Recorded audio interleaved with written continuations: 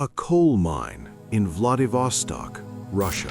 A drill bit hits something it shouldn't. Not rock, not mineral, not fossil. Metal.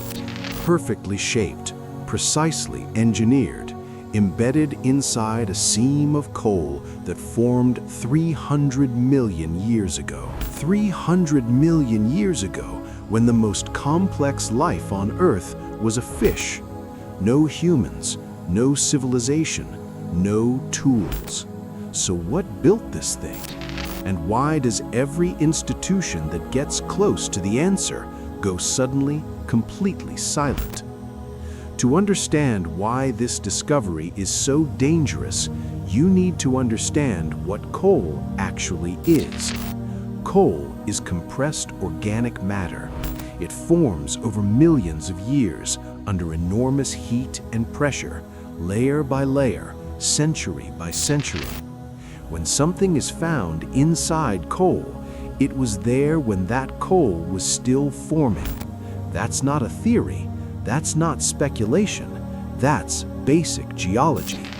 So when Russian miners cracked open that seam in 1998, they weren't just finding a strange rock, they were finding an object that by every law of science we currently accept should not exist. The mine was a routine operation, standard Soviet-era infrastructure, still running after the USSR collapsed. Workers were drilling through a deep seam when the drill resistance changed. Not softer, not harder, different. They stopped. They manually extracted the surrounding coal. And there it was, small, roughly 2 centimeters across, but its geometry was all wrong for nature. Parallel ridges running at precise intervals, uniform spacing that didn't vary by a single millimeter, a cylindrical core running clean through its center. These are not patterns that form randomly underground. These are patterns that require intent. The miners brought it to a local laboratory in Vladivostok. Technicians examined it under magnification. They ran basic compositional tests, and their conclusion, written in a formal report that has since been extremely difficult to locate, was careful, almost nervous. The object appeared to be a manufactured component, not a natural formation, not a geological curiosity, a manufactured component in coal that formed 300 million years ago. Before the first dinosaur, before the first mammal, before anything on this planet had a spine complex enough to hold a tool, someone made this object. And then the Earth swallowed it whole. Now here's where the story stops being a curiosity and starts being something much darker. Russian scientists initially classified the find as a, quote, anomalous artifact of uncertain origin. Not a hoax, not a misidentification, not a geological accident. Anomalous. In scientific language, that word carries weight. Anomalous means we cannot place this within our current understanding of reality. So if a government-affiliated laboratory in a country that had no shortage of scientific pride calls something unexplainable, you'd expect what comes next to be intense scrutiny, more testing, international experts, published findings. Instead, silence. The report quietly disappeared from accessible public record.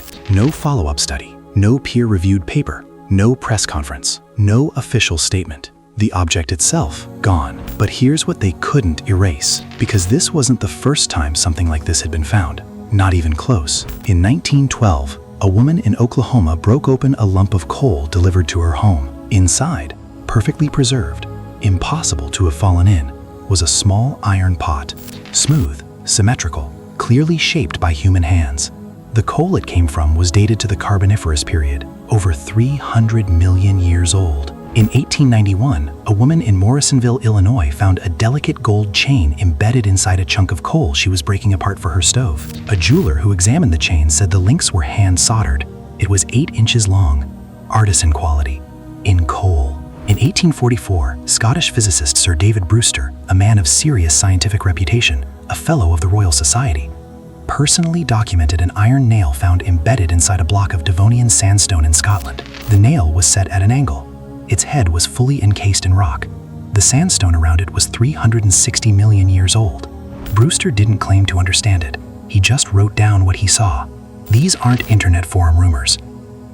These are documented cases, recorded in scientific journals, regional newspapers, university archives, and the personal notes of credentialed scientists.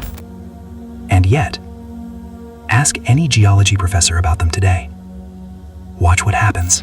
Mainstream science offers 3 standard explanations for these objects, and none of them fully hold.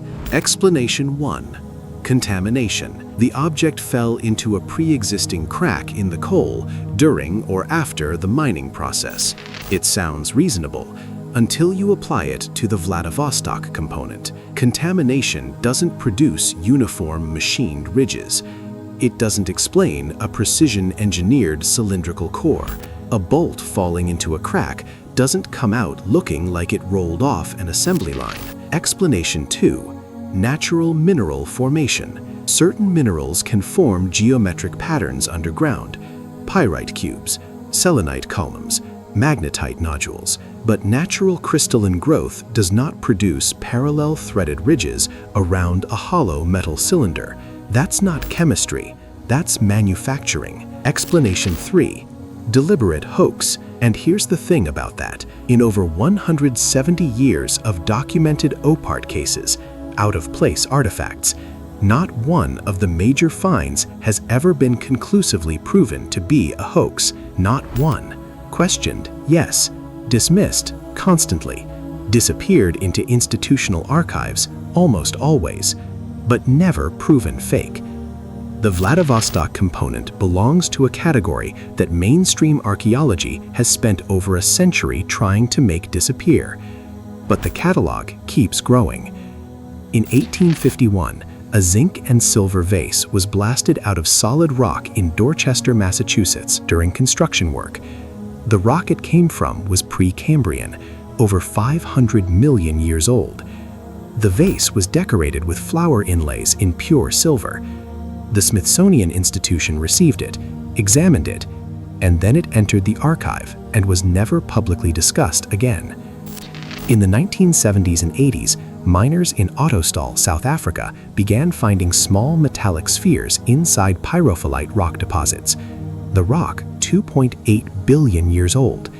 The spheres, perfectly round, hard enough to scratch steel, and encircled by 3 parallel grooves carved around their equators with a precision that, according to metallurgists who examined them, would require a lathe. A lathe in rock that formed before complex multicellular life existed on this planet. Some of these spheres are currently held at the Klerksdorp Museum in South Africa. They are real. They are physical objects. You can look them up. And the scientific establishment's response has been consistently to suggest the grooves are natural.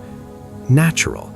3 perfectly parallel grooves around a perfectly spherical object in billion-year-old rock.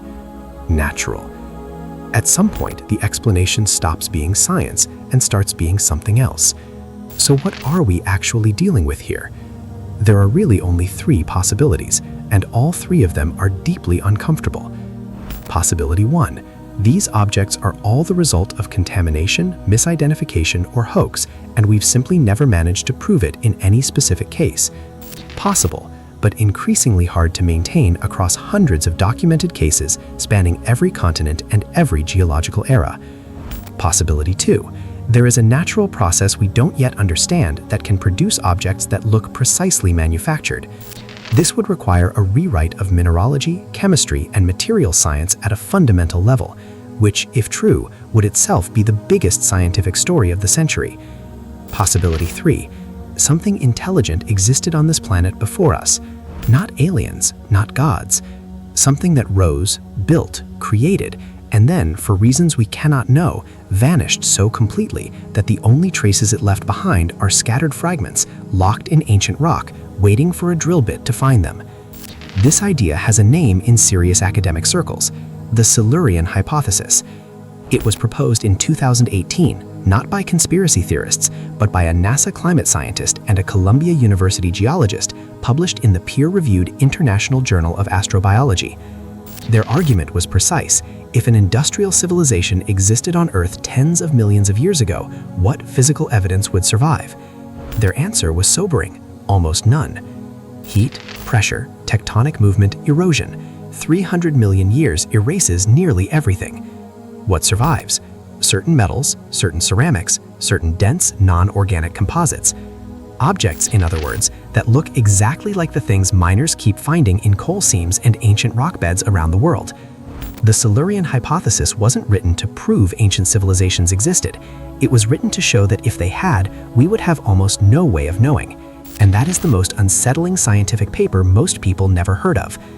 So let's come back to Vladivostok, 1998, a small machined component in 300-million-year-old coal. Examined, classified as anomalous, and then gone. Why does this keep happening? Why does every institution that gets close to these objects retreat into silence? Here's one answer, and it's not a conspiracy. It's simpler than that. Our entire model of human history rests on a foundation that intelligence on this planet is new, that we are the first, the only, the pinnacle. Every academic department, every museum, every textbook, every funding structure in science is built on that foundation. If one of these objects is genuine, truly genuine, that foundation doesn't crack, it collapses, and the institutions built on top of it collapse with it. So the incentive isn't to investigate. The incentive is to reclassify, ignore, archive, move on. Not because of a shadowy global conspiracy, but because humans, even scientists, protect the frameworks that give their work meaning. That is scarier than any cover-up, because a cover-up can be exposed, but a collective, unconscious refusal to look, that can last forever. The Vladivostok component may be sitting in a drawer somewhere in Russia right now, or it was melted down, lost, mislabeled in a storage facility that no one checks anymore. We may never know what it was, but here's what we do know. The Earth is 4.5 billion years old. Modern humans have existed for roughly 300,000 years. We've had industrial civilization for less than 300. The window in which something like us could have existed, risen, built, and vanished without a trace is not a crack in the timeline, it's a chasm, and we are only just beginning to understand how little we've actually looked inside it. Here's the question I'll leave you with. If everything humanity has ever built, every city, every machine, every circuit board, was compressed under 300 million years of geological pressure, what would be left? A few metal fragments, scattered in coal seams, waiting for someone to find them and wonder. If you made it this far, hit like and share this with someone who needs to know. Drop your thoughts in the comments. I read every single one. See you in the next one.